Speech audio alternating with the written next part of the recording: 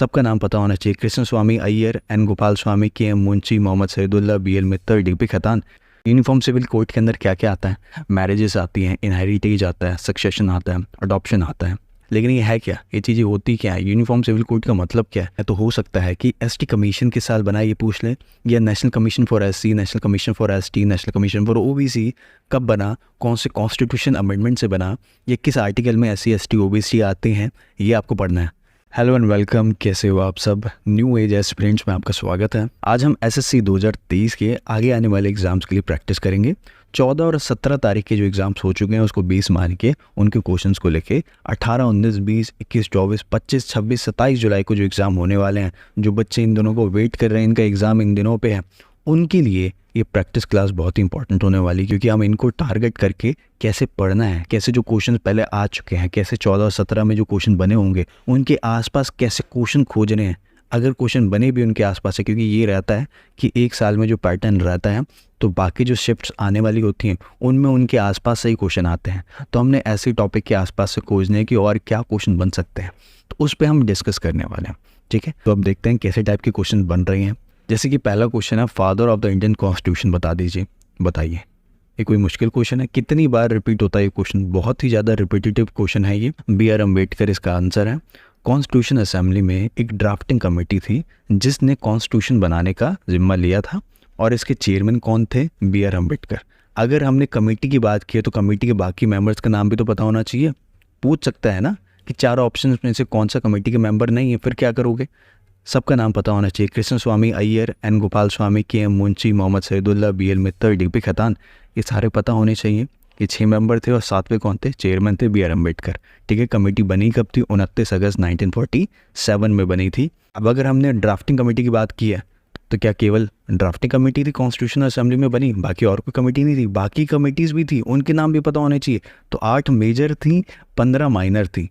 तो जो 8 मेजर थी वो तो पक्का करके जाना, गलती मत करना छोड़ने की, उसमें से क्वेश्चन बन सकता है। अगर आप लोग तैयारी कर रहे हो ठीक ठाक तो ज़रा मुझे ये बताओ कि जवाहरलाल नेहरू जी के पास कौन कौन सी कमेटीज थी और उनके नाम क्या थे? कमेंट सेक्शन में लिख के दिखाओ जिसको आता है। आगे देखो कैसा क्वेश्चन था कि आर्टिकल 31 इंडियन कॉन्स्टिट्यूशन का, इसके बारे में बताओ। अब ये आर्टिकल उसे पता होगा जिसने फंडामेंटल राइट्स या राइट टू प्रॉपर्टी का टॉपिक सही से पढ़ा होगा।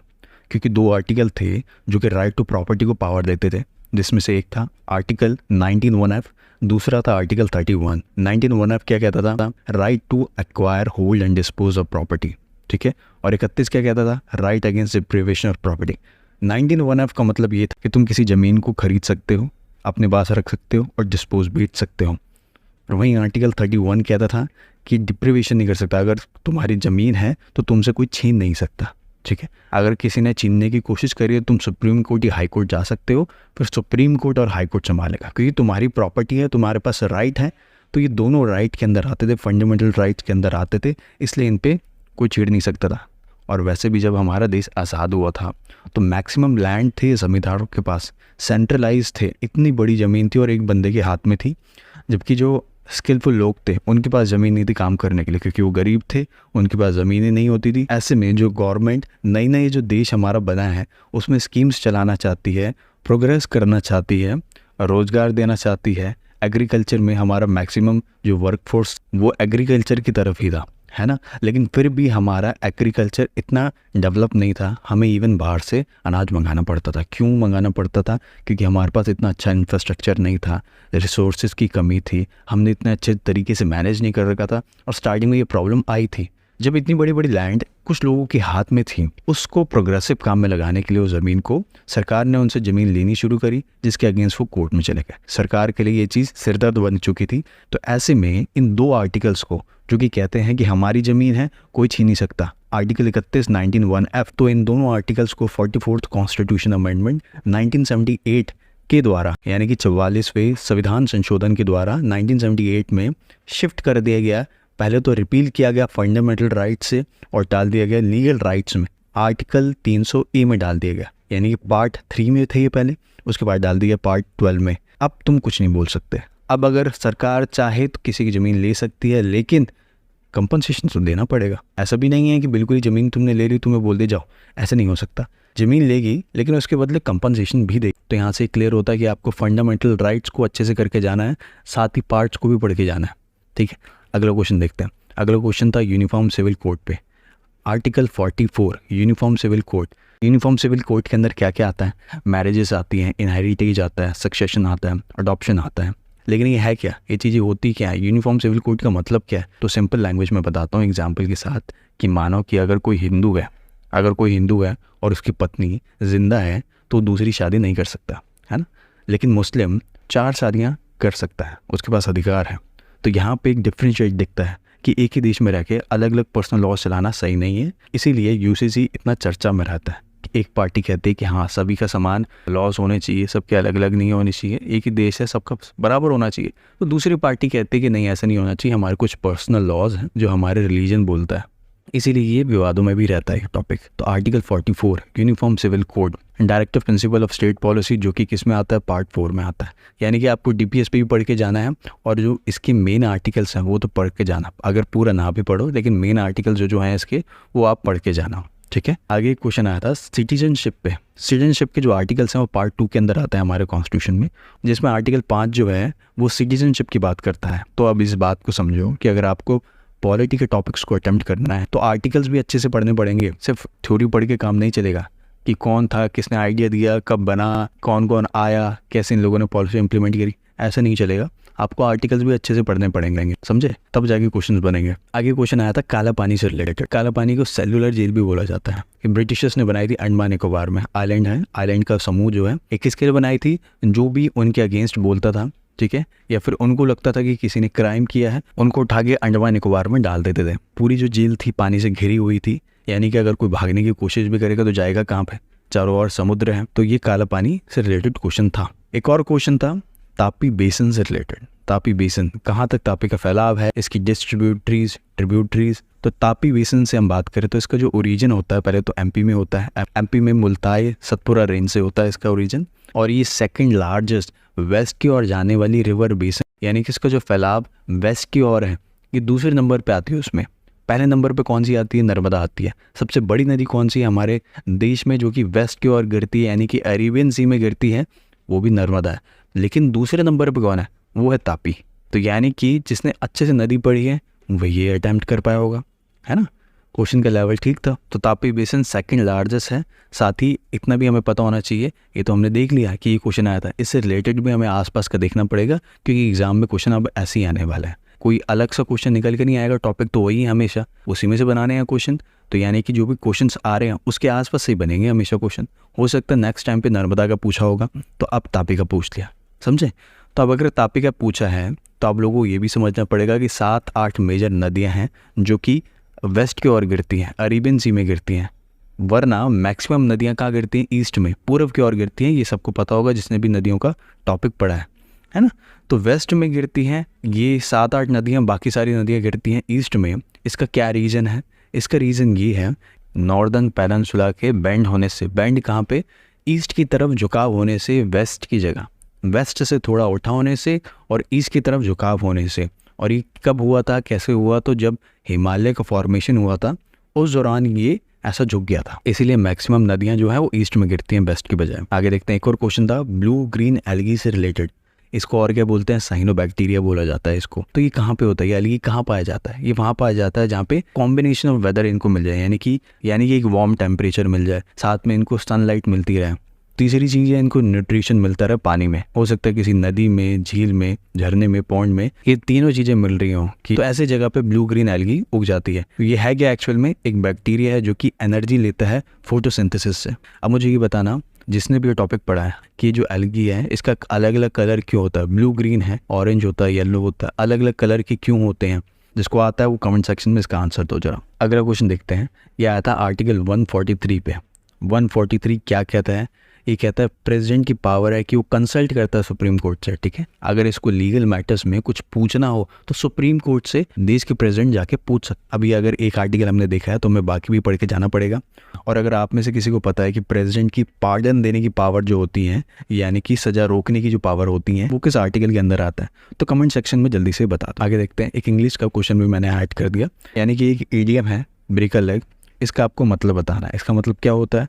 तो इसका मतलब होता है गुड लक। सुनने में अगर आप इंग्लिश से हिंदी में ट्रांसलेट ऐसे करोगे तो नेगेटिव वर्ड बनता है ब्रेक अ लेग, टांग तोड़ देना, लेकिन ऐसा नहीं है। इसका मतलब है गुड लक। जैसे कि किसी को विश कर रहे हैं परफॉर्मेंस से पहले कि गुड लक भाई, ब्रेक अलग, गो एंड ब्रेक अलग, कि जाके स्टेज पे आग लगा दे। एक और क्वेश्चन आता है बैटल ऑफ चंदेरी से। बैटल ऑफ चंदेरी से रिलेटेड, बैटल ऑफ चंदेरी कब हुआ था? 1528 में हुआ था। किस किस के बीच में हुआ था? राजपूत और मुगल के बीच में। राजपूत में कौन था? मिदिनी राय थे। और मुगल में कौन था? बाबर था। जीता कौन था? बाबर जीता था। ठीक है, यानी कि हमें मेडिवल हिस्ट्री पे भी ध्यान देना है। मेडिवल से भी क्वेश्चन आ रहे हैं, और कुछ बच्चों की तो मेडिवल बहुत अच्छी होती है क्योंकि उनको राजा महाराजाओं की बातों में बड़ा इंटरेस्ट होता है। जिसका नहीं है पढ़ना तो उसे भी पढ़ेगा, तो पढ़ के जाना। अगला क्वेश्चन था कंचनजंगा बेल्ट पे। ठीक है, ईस्टर्न नेपाल में बायोडाइवर्सिटी को बचाने के लिए ये चलाया गया एक मिशन है जिसका expansion Toshi तप्पू wild life sanctuary से कंचनजंगा तक है। और कंचनजंगा हमें पता है कि 3rd हाईएस्ट माउंटेन है वर्ल्ड में, और इंडिया का भी हाईएस्ट माउंटेन है, क्योंकि K2 एक डिस्प्यूटेड एरिया में है, वरना K2 इंडिया का हाईएस्ट है और वर्ल्ड में 2nd नंबर पे आता है। तो यानी ज्योग्राफी में इंडियन माउंटेन को भी देखकर जाना है आपको। एग्जाम में एक और क्वेश्चन आया था कि गेस्ट कौन था इंडियन रिपब्लिक डे 2023 का। तो इस बार के गेस्ट थे इजिप्ट के प्रेसिडेंट अब्दुल फतह एल सीसी। ठीक है, ये तो पता ही होगा आप लोगों को। 26 जनवरी हर कोई देखता है, नहीं देखा फिर भी नाम पता होना चाहिए। अगला क्वेश्चन देखते हैं, ये था ट्राइबल से रिलेटेड, यानी कि ट्राइबल पॉपुलेशन को आपको असेंडिंग से डिसेंडिंग ऑर्डर में लगाना है। ठीक है, वहाँ पे जैसे भी ऑप्शन रहे होंगे। हाईएस्ट पे कौन है? MP है, मध्य प्रदेश है। 2nd पे कौन सा है? महाराष्ट्र है। 3rd पे कौन आता है? उड़ीसा आता है, ट्राइबल पॉपुलेशन के मामले में। अब अगर ट्राइबल पे क्वेश्चन आया तो हो सकता है कि ST कमीशन के साल बना ये पूछ ले, या national commission for SC, national commission for ST, national commission for OBC कब बना, कौन से कॉन्स्टिट्यूशन अमेंडमेंट से बना, या किस आर्टिकल में SC ST OBC आते हैं, ये आपको पढ़ना है।